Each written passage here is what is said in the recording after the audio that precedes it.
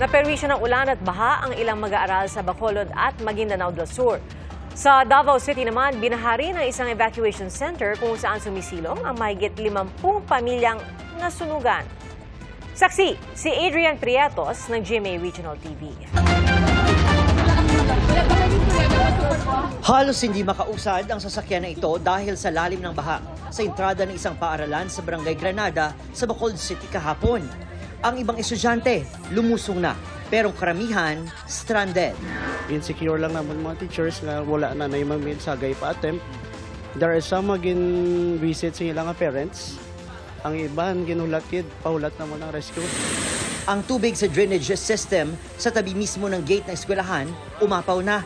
Ang isa sa matinitingnang dahilan ng pagbaha, ang mga nakatambak na basura. Nagbaha gidiya sir, so meaning mga kabataan hindi katabo. Doon na-trap gidiya sir gali, nagklag ang mga basura. First time na siya natabo sa dako sang tubig, kag ang mga basura binagkuan, nagatumpok, nag-build up ang tubig.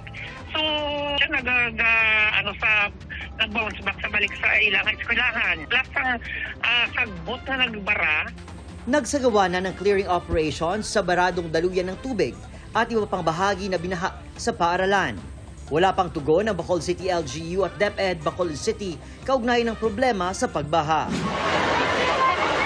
Doble dagok naman ang hinaharap ng may evacuee sa isang paaralan sa Barangay R. Castillo sa Davao City.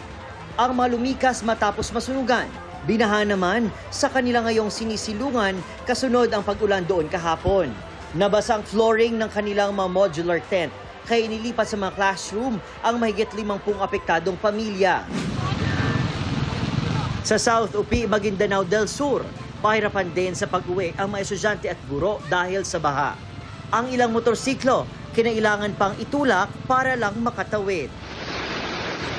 Ayon sa Pag-asa, easterlies ang nagpaulan sa ilang bahagi ng Luzon at Visayas kahapon. Habang Intertropical Convergence Zone o ITCZ naman ang umiral sa Palawan at Mindanao.